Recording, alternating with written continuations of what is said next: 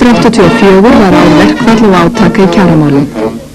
Ráðherrar kom oft við sögu þessum átökum, ekki síst forsætisráðherra og fjármálaráðherra í hlutverki gæslumanns ríkissjóðs. Oddvita launþegasamtakanna, einkum forseti Alþýðusambandsins og formaður BSRB, svo og framkvæmdastjóri Vinnuveitendasambandsins og formaður Verkamannasambandsins voru lykilmenn og því oft í fréttum. Mikil umskipti hafði orðið í efnahagsmálum frá árinu 1983. Síðust áramót var verðbólgan komin niður í 15 af 100 og stjórnvöld settu sér að koma henni niður í 10 af 100 á árinu. Ekki var langt liðið á árið þegar í ljós kom að tekjur ríkissjóðs nægðu engan veginn fyrir útgjöldum og voru stjórnmálamenn mánuðum saman uppteknir við að reyna að fylla upp í alltaf 2 milljarða króna fjárlagagat. Viðbrögð stjórnvalda við fjárlagahallanum voru einkum fólgin í hækkun vaxta, aukin innlánsbinding og sparnaði og niðurskurði í opinberum rekstri. Átökin í kjaramálum settu svip sín á fyrstu mánuði ársins og áttu þau reyndar eftir að magnast enn síðar. Í febrúar voru gerðir kjarasamningar sem segja má að hafi tekið til allra launþega landsins og fólu þeir í sér áfangahækkanir launa og ákveðin lágmarkslaun. Hvorki launþegar né vinnuveitendur töldu samningana góða. Þeir voru uppsegjanlegir 1. september og sögðu flest launþegasamtök þá upp samningum.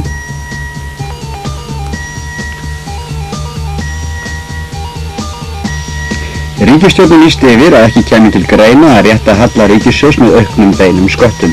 Hins vegar var mikið rætt hugsanlega lækkun tekjuskatts en hækkaði í þess stað óbeina skatta svo sem söluskatt.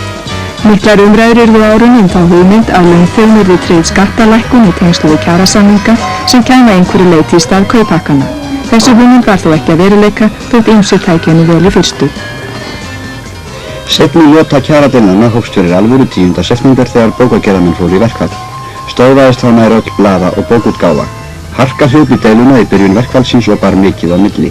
Verkfallið stóð í 6 vikur og var að lokum samið það fyrir 20% hækkun launa. Í nóvember tókust samningar milli ASÍ og vinnuveitenda tæplega 24% hækkun á launatöxtum og var það afrakstur langra og strangra viðræðna Verkamannasambandsins og Landssambands iðnverkafólks við VSÍ. Áður en yfirlauk komu önnur félög innan ASÍ inn í viðræðurnar. Viku áður en samningur þessi var undirritaður lauk sögulegu mánaðarverkfalli ríkisstarfsmanna í BSRB. Stillimyndin blasti við sjónvarpsáhorfendum 3 dögum fyrir verkfall þar sem starfsmenn Ríkisútvarpsins ásamt fleiri stéttum vildu mótmæla því að laun voru ekki greidd fyrirfram að venju. Miklar hræringar voru í fjölmiðlaheiminum í fjarveru ríkisfjölmiðla og dagblaða og voru fjölrituð blöð gefin út. Fréttir voru lesnar í gjallarhorn á götum úti og fréttir fluttar í lokuðum kerfum á myndböndum og útvarpsstöðvar blómstruðu reknar af fylgjendum frjáls útvarps. Með vini sínum og samstarfsmanni Andrew Ridgely árið 1981. Sem í þessari deilu.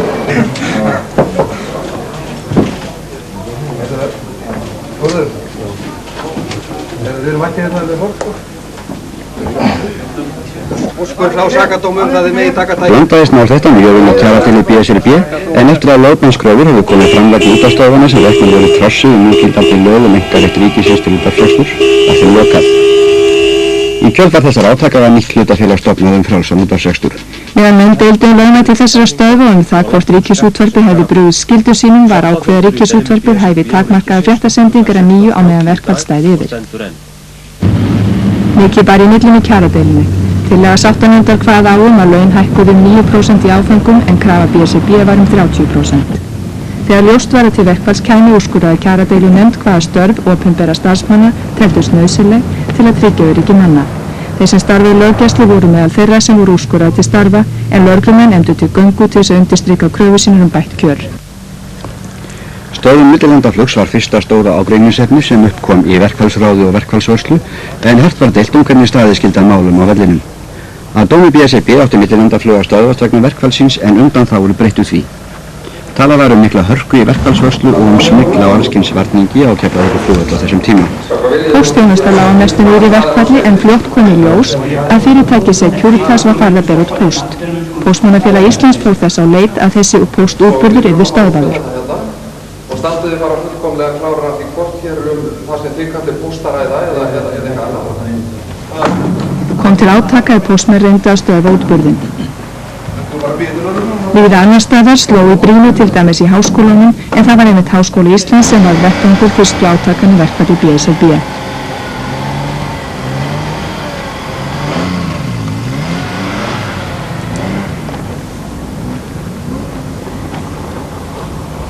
Eftir því sem leið á verkfallið fjölgaði skipum í höfnum og fór að bera á vöruskorti leið á tímabilið, þar sem vörur fengust ekki afgreiddar úr skipum. Tóbak var meðal þess sem fyrst fór að skorta. Dró til tíðinda hvað eftir annað í verkfallinu á hafnarsvæðunum bæði Reykjavík og út á landi. Var það haft á orði í verkfallinu að konur hefðu lagt drjúgan skerf af mörkum í verkfallsfólki ekki síst á hafnarsvæðunum. Meðal þess sem gerðist í verkfallinu var að kjaradeilunefnd úrskurðaði að aðstoðamenn sem eru í BSRB skyldu kallaði til starfa á hafrannsóknarskipunum til að stöðva þau ekki. Formaður BSRB ákvað að fara um borð í Bjarna Sæmundsson til að hindra að skipið lét úr höfn. Hér mun ég vera þangað til þessi deila leysist. Forsætisráðherra sagði þetta á verkfallstímanum. Ég vil segja almennt að ég tel það mjög skaðlegt hve mikil harka hefur hlaupið í þessa deilu. Alþingi var sett inn 10. október og við það tækifæri safnaðist mannfjöldi saman fyrir framan Alþingishúsið til þess að undirstrika kröfur BSRB. Fundurinn fór friðsamlega fram en erfitt hvað hafa reynst að manna heiðursverðu lögreglunnar. Við þetta tækifæri flutti Kristján Thorlacius stutta ræðu. Fleiri útifundir voru haldnir í verkfallinu, meðal annars fyrir fram stjórnarráðið. Samninganefnd ríkisins og 10 manna undirnefnd samninganefndar BSRB önnuðu samningaviðræður til að byrja með og var skipst á tillögum en lítt miðað í samkomulagsátt. Mitt í þó við þessu gerðist það óvænt að samkomulag náðist milli starfsmannafélags Reykjavíkurborgar og borgarstjóra, en félagsmenn felldu það samkomulag síðar. 60 manna samninganefnd BSRB var kölluð til leið á verkfallið, en í henni sitja fulltrúar frá öllum félögum innan bandalagsins. Fundir voru lengi vel tíðindalitlir, setur langar og mikið reiknað. Eftir 27 daga verkfall tókst loks samkomulag í kjaradeilunni síðasti sáttafundur stóðu 33 klukkustundir. Samningurinn samþykktur með 36 atkvæðum gegn 13, 2 seðlar voru auðir. Samningurinn var undirritað með fyrirvara samþykki félagsmanna en hann fól í sér 20% launahækkun á samningstímanum. Síðasta tilboð fjármálaráðherra áður en gengið var til síðustu samningalótunar var 14% launahækkun á samningstímanum.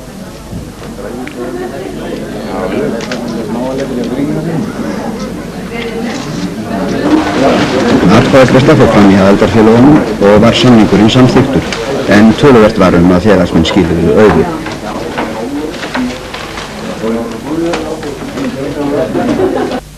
Þegar skólar hófust að nýju eftir verkfallið hvíldi skuggi óvissu við skólastarfinu. Því kennarar í grunnskólum og framhaldsskólum landsins höfðu lýst því yfir að óánægjan almenn kjör þeirra og nýgerða kjarasamninga neyti þá til þess að huga að fjöldauppsögnum. Grunnskólakennarar fjallu þó frá þeirri hugmynd en í lok nóvember fóru framhaldsskólakennarar í menntamálaráðuneytið og lögðu fram pakka með uppsögnum það bil 500 framhaldsskólakennara. Strax eftir að samningar voru undirritaður hófust umræður að til gengisfellingar kynni að koma og gengið var fellt í nóvember 12%. Í frétt frá Seðlabankanum sagði að megin ástæða gengislækkunarinnar væri miklar hækkandi launakostnaðar. Forsætisráðherra sagði í framhaldi af þessu. Kaupmættinu var aldrei lofað. Launin hækki krónum eins og að samið. En ég held að það hafi verið öllum ljóst að 24 af 100 launahækkun á 14 mánuðum og mest á fyrir hluta þess tímabils. Þegar svo hækkun gengur í gegnum allan kostnað svo að segja þjóðfélaginu, hún fekk aldrei staðist. Víkingasveit lögreglunar fekk nokkrum sinnum verkavinnu á árinu. Föstudagskvöld 1. febrúar réðst maður vopnaður haglabyssu á 2 starfsmenn ÁTVR sem voru að flytja peninga í næturhól Landsbankans við Laugaveg 77. Tókst árásamanninum að ná tæplega 2 milljónum króna. 2 menn játuðu á sig ránið 10 dögum síðar. Þetta var annað bankaránið á árinu, því nokkrum dögum fyrr hafði grímuklæddur maður raust inn í útibú Iðnaðarbankans í Breiðholt og haft á brott með sér á 400.000 króna. Ræningin hefur ekki fundist og málið óupplýst. Fiskiskipin færðu björgibú landsmanna eins og fyrr. Í upphafi árs var gefin út reglugerð stjórnun fiskveiða og ákveðin var hámarksafli helstu fisktegunda og öllum fiskiskipum yfir 10 tonnum úthlutaður aflakvóti. Á fiskiþingi haust voru menn ekki á eitt sáttur ágæti kvótakerfisins en lyktur urðu þær að mælt var með sömu stefnu áfram. Þrátt fyrir minni þorskafla en menn hefðu óskað var þetta eitt mesta afla ár í sögu landsins og munaði langmestum loðnuaflan. Hann var 12 sinnum meiri en árið á undan. Útlit fyrir að þorskafli á árinu verði 270.000 lestir eða 10.000 tonn umfram leyfilegt magn.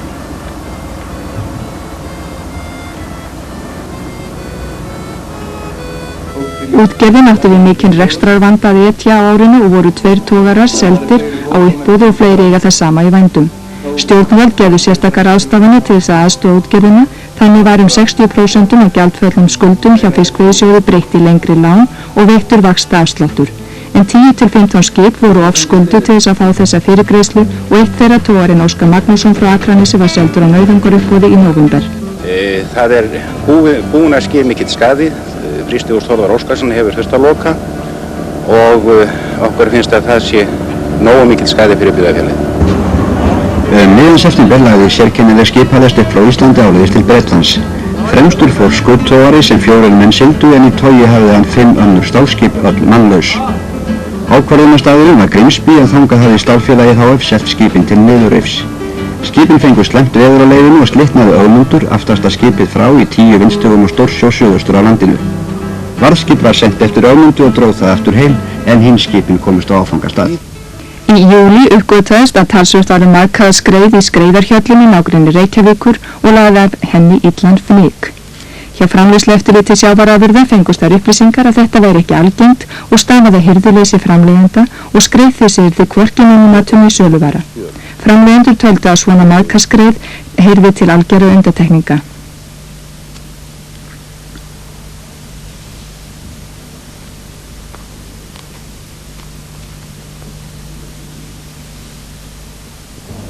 Hins vegar voru þessar innfluttu kartöflur söluvara og einu kartöflurnar á boðstólum hjá grænmetisverslun landbúnaðarins skeið. Miklar umræður urðu innflutning á kartöflum og öðrum garðavöxtum og var einokun grænmetisverslunarinnar gagnrýnd og í framhaldi af því voru reglur innflutning á kartöflum rýmkaðar. En það sem kartöfluuppskeran hér innanlands var góð í haust verða íslenskar kartöflur sennilega á borðum flestra landsmanna langt fram eftir 9 ári. Sumarið var votviðrasamt sunnanlands og vestan og bændum erfitt. Tún voru stundum eins og stöðuvötn á að líta og víða lá hey hrakið svo vikum skipti. En yfirleitt tókst bændum á óþurrkasvæðum að afla nægilegra heyja fyrir veturinn, þótt fóðurgildi væri ekki því sama á norðanlands og austan, þar sem heyskapartíð var með yndanum góð. Þeir sem sáum að leggja gervigras á Hallarflötinni í Laugardalnum í Reykjavík lentu líka í vandræðum vegna rigningana og verkið dróst vikum saman. Útlendingarnir sem höfðu umsjón með verkinu sögðust aldrei hafa kynst öðru eins veðurfæri. Skagfiskibændur notuðu veðurblíðuna seint í júlí til þess að reka 150 hross upp á Eyvindarstaðaheiði í trássi við bann landbúnaðarráðuneytisins og nokkrir húnverskir bændur ráku hross á Auðkúluheiði. Eftir yfirheyslur og mikil fundahöld sættust bændur á að sækja hrossin og fara með þau í aðra haga. Allmörg íslensk hross fóru í lengra ferðalag en á heiðar upp. Á að giska 400 til 500 hross voru seld úr landi á árinu og fóru sum þeirra fljúgandi og gengu borð eins og hverjir aðrir túristar. En það var engin slíkur ferðahugur í Snældublesa, einum efnilegasta stóðhesti landsins en hann lærbrotnaði í haust. Eigandi hans var ekki á því að missa hestin og fékk til liðs við sig 2 bæklunarlækna og límasmið sem bjuggu brotið og settu Snældublesa í gips. Standan vonir til að ná þessi fljótt. 4. september hófst lengsta gos frá upphafi Kröfluelda. Á 9. degi gossins hefði meginhluti þess dregið saman í allstóran gíg nyrst á gossprungunni og fossaði hraunið í Boðaföllu norður Gjástykki. Í upphafi gossins náðist kvikmynd úr lofti af því þegar eldurinn braust upp á yfirborðið og líkt og risti upp jörðina. Þetta sást engar vel þegar mynd af því var sýnd hægt.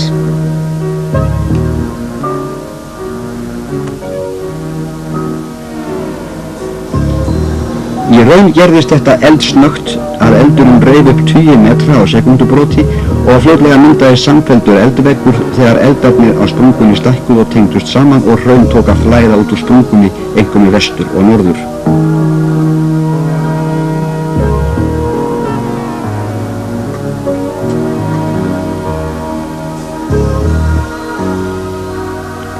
Brátt hafði myndast rúmlega 8 km langur eldveggur allt frá Leirhnjúki norður undir Gjástykki.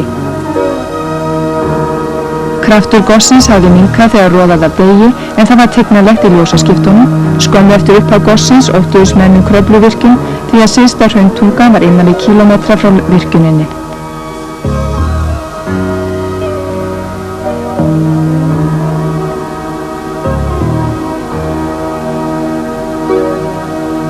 Norður í Gjástykki umturnaðist jörðin á stóru svæði, nýjar gjár opnuðust allt og hraunið fossaði ofan í þær.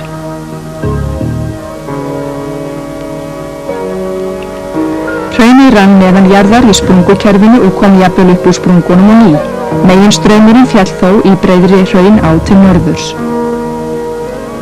Allt mátti sjá hvernig jörðin gliðnaði og hreinlega rifnaði en dönuðu dynkir bárust upp úr iðrum jarðar þar sem glóandi hraunið þrýstist sprungukerfið. Þar sem áður var greiðfær slóð skáðu nú hyldjúpar gjár landið í sundur og eldurinn kveikti í girðingum og gróðri þegar hraunið vall fram. Gosið stóð í hálfan mánuð og hraunið varð hið stærsta frá upphafi Kröfluelda 24 ferkílómetrar.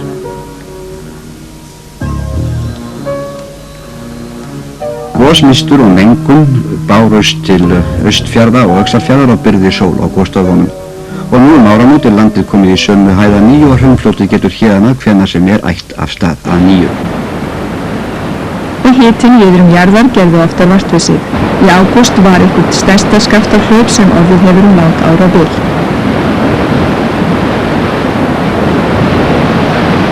Í hlaupi þessu var þó ekki annað tjón en að vegir rofnuðu og dagir einum tíma.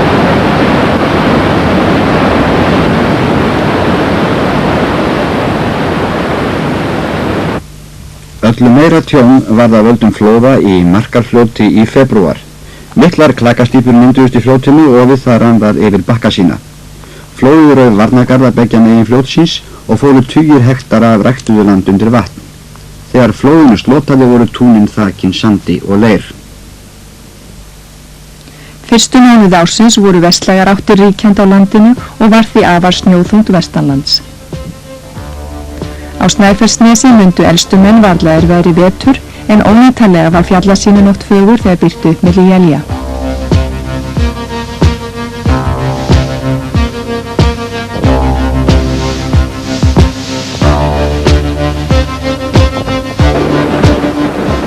Í höfuðborginni gekk umferð oft treglega og stundum komst fólk varla hjálparlaust milli húsa vegna hvassviðris.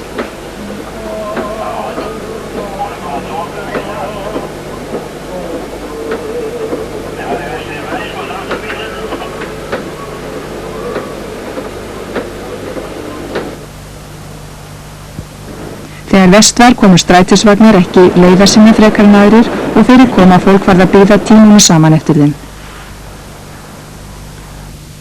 Eins og við mátti búast tóldi allur þessi snjór illa í bröttum hlíðum og féllu mörg snjóflóð á Snæfellsnesi og Vestfjörðum. Stórtjón varð í Ólafsvík þegar snjóflóð féll á steypistöðuna þar og ruddi sér leiðin í húsið. 2 menn voru við vinnu í húsinu þegar þetta gerðist en við sluppu báðir án verulegra meiðsla. Margar dýrar vinnuvélar og tæki eyðilögðust í þessu snjóflóði.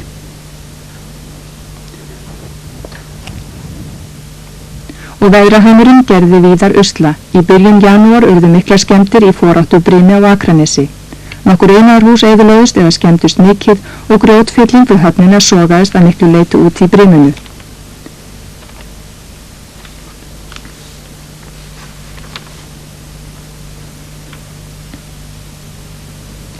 Í sama veðri urðu verulega skemmdir á bátum í höfninni í Sandgerði. Svo mikill var sjógangurinn að björg köstuðust á land upp og vörubíls sem að stóð á hafnabakkanum skolaðist í höfnina. Bílstjórinn tókst með herkinn að komast út úr bílnum og í land.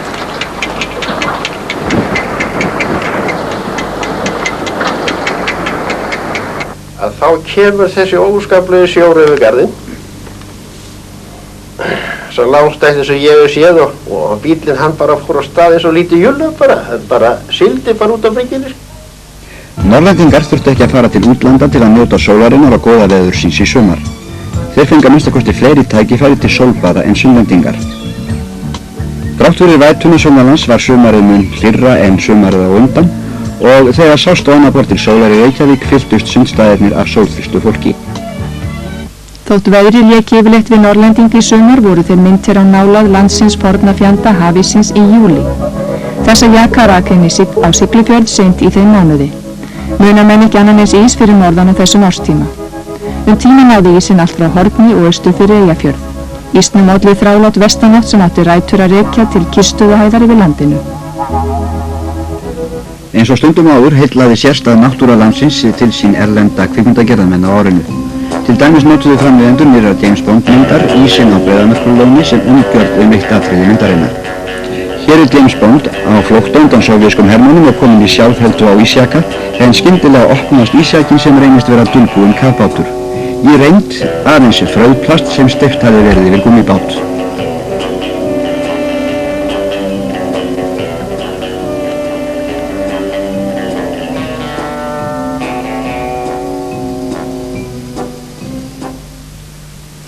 Menningarviðburðurinn rak annan á listahátíð í júní. Meðal þeirra sem skemmtu á almennum dansleik í upphafi hátíðarinnar var þessi sérkennilega hljómsveit. Við höldum listahátíð til þess að hvílast stund, ekki eins og lokið sé leið, heldur til að taka mið, til að njóta, til að einbeita okkur að einstökum úrvalsviðburðum, lyfta huganum í þær hæðir sem við hvert og eitt megum mest ná með atbeina listarinnar. Dagskrárhátíðarinnar var fjölbreytt og tóku þátt í henni fjölmargir erlendir og innlendir listamenn, en tónleikar, leiksýningar og myndlist settu mestan svip á hana.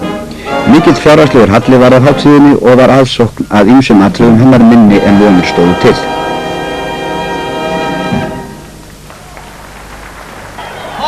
Verslunarmannahelgina kom biðtillinn frægi Ringo Starr hingað til lands og kom fram á útihátíð í Atlavík og var henni vel fagnað.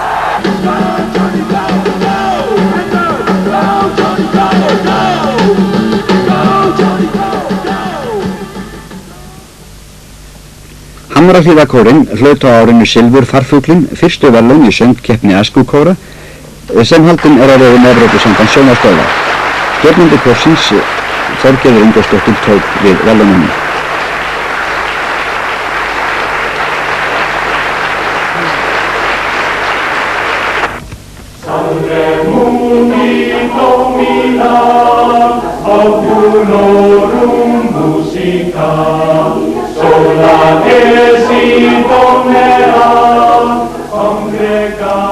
Halldór Laxness, rithöfundur, tók einnig lagið á Þingvöllum einn rigningarsunnudag í sumar.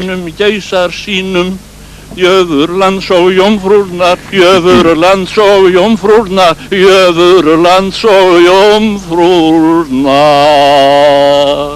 Járnvél bruddu graðhestar. Þess var minnst á árinu að 40 ár voru liðin frá stofnun lýðveldis á Íslandi og að þjóðhátíðardaginn var mörgum hugsað til Þingvalla þar sem lýðveldi var stofnað. Vigdís Finnbogadóttir, forseti Íslands, lagði blómsveig að minnisvarða Jón Sigurðssonar á morgni 17. júní en að lokinni athöfninni á Austurvelli var hátíðarguðþjónusta í Dómkirkjunni. Þó er mikilvægara að velta fyrir sér hvar við stöndum sjálf.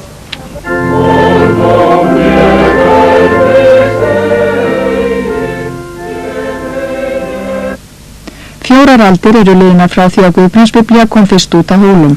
Þessa var minnst með ýmsum hætti meðal annars með útgáfu nýrrar ljósritaðrar útgáfu Guðbrandsbiblíu.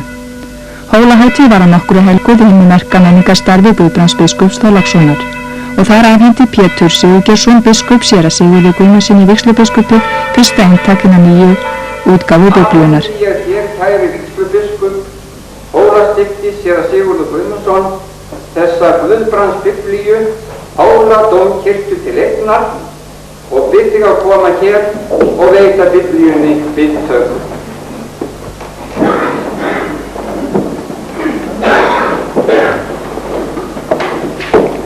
Í lifandi Guðs orð, gjörðu svo vel.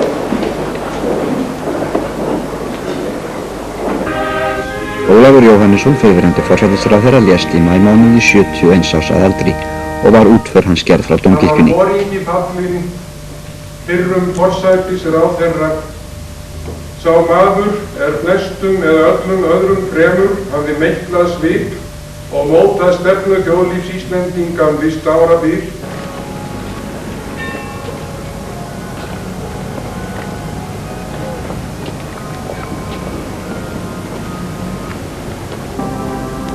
Forsetakjör átti að fara fram á árinu. Frú Vigdís Finnbogadóttir tilkynnti snemma árs að hún myndi leita endurkjörs og var hún sjálf kjörinn, þar eða önnur framboð komu ekki. Annað kjörtímabil hennar í embætti forseta Íslands hófst 1. ágúst og var hún þá sett inn í embættið.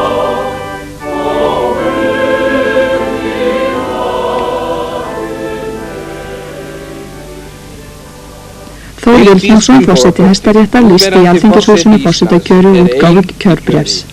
Hún fullnægir öllum skilyrðum stjórnarskrárinnar kjör forseta Íslands. Samkvæmt þessu lýsir Hæstiréttur Íslands því að Vigdís Finnbogadóttir rétt kjörin forseti Íslands kjörtímabil það sem hefst 1. ágúst 1984 og lýkur 31. júlí 1988. Ég held að hafi verið rétt að halda áfram úr því að menn vildu það og voru sýndu enga andstöðu gegn því. Vigdís Finnbogadóttir fór í opinbera heimsókn til Finnlands í apríl og vakti komu hennar mikla athygli þar. Alls fylgdust 130 blað og fréttamenn með heimsókninni frá upphafi til enda, bæði í Helsingi og eins í Turku og á Álandseyjum.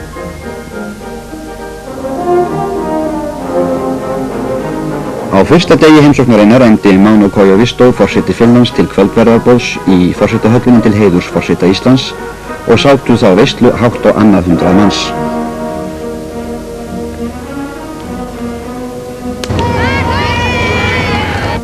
Á árinu voru ólympíuleikar haldnir í Sarajevo í Júgóslavíu og Los Angeles í Bandaríkjunum. 5 íslenski skíðamenn tóku þátt í vetrarólympíuleikunum í Sarajevo og 30 sumarleikunum. En þar var Einar Vilhjálmsson, spjótkastari, fánaberi íslenska liðsins við setningarathöfnina.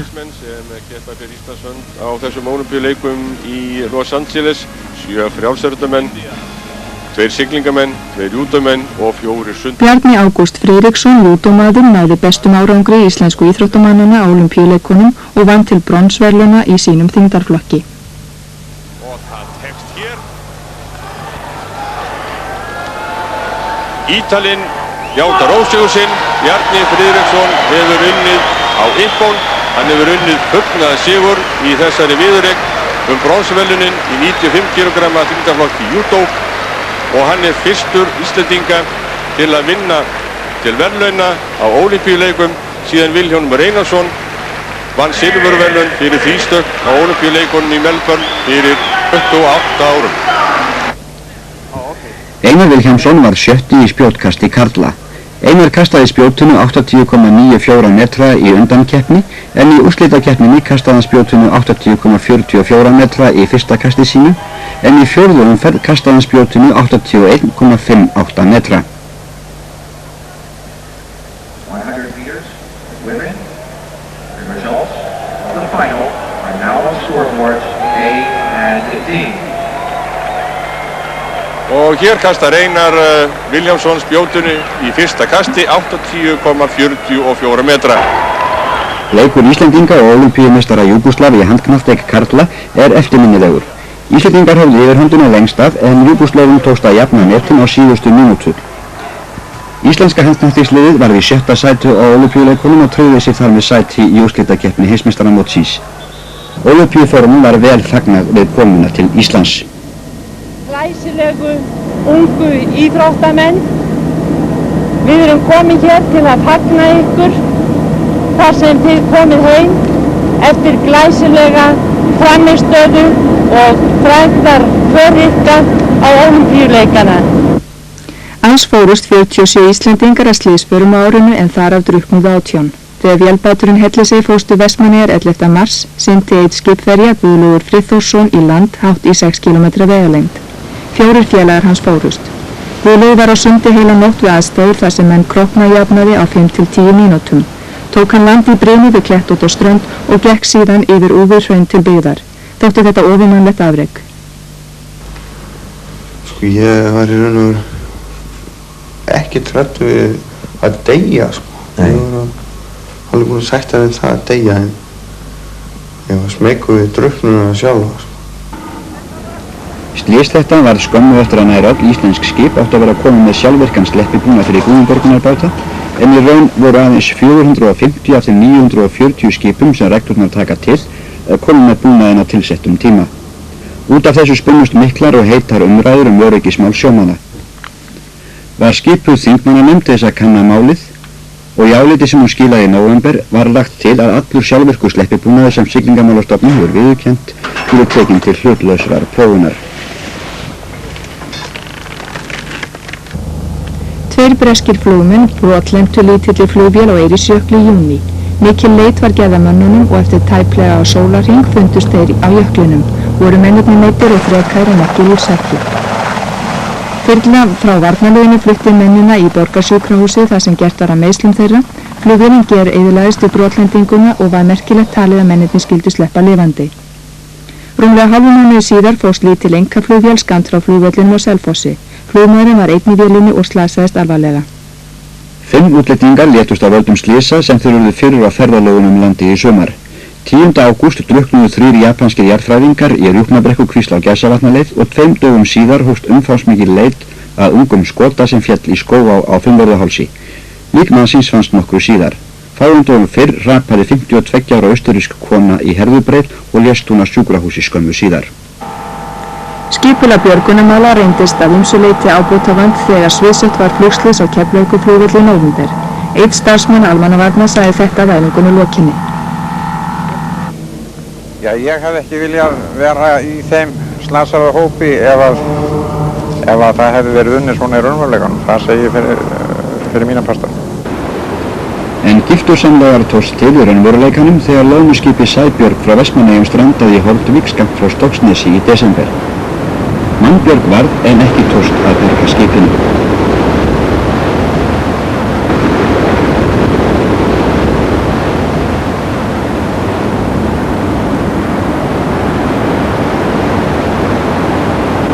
Dag 1. miðjan júní barst flugturninum á Keflavíkurflugvelli tilkynning frá breskri Boeing-þotu með 249 manns innanborðs að hún þyrfti að lenda á flugvellinum því flugstjórinn hefði fengið tilkynningum að sprengja væri í vélinni.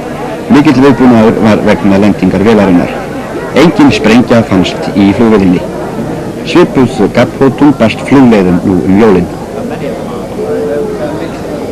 Þessa glæðværu pólsku nunnur létu ekki slæmt vetrarveður í mars né fréttir af sprengjuhótunum aftra sér frá því að fljúga til Íslands og taka við rekstri Karmelklausturins í Hafnarfirði sem þá hafði staðið autt í tæpt ár. Nunnarnar hafa búið í klaustrinu síðan í nær algerri einangrun og sæti ekki einu sinni mat sem sjálfar.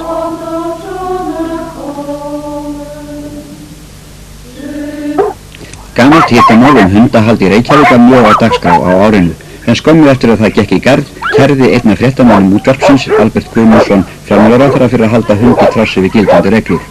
Var þetta tilefni blaðaskrifa og sjónvarpsfrétta víða víða heim. Áður en endanlegu dómsúrskurður í málinu lá fyrir hafði hundahald verið leyft til bráðabirgða í borginni að uppfylltum ákveðnum skilyrðum. Eftir sem áður sennilega meirihluti borgarfulltrúa því fylgjandi að hundabanni væri haldið uppi ef hægt væri að halda því uppi. Norðlenskur köttur sem áður hefði verið þekktur öðru en gæsku í garð smáfugla tók á árinu nokkra gæsaunga í fóstur og annaðist þá eins og eigin afkvæmi. Ekki fráleitt að þetta hefði orðið nokkuð innlegg í umræður manna friðarmál sem voru ofarlega á baugi á árinu.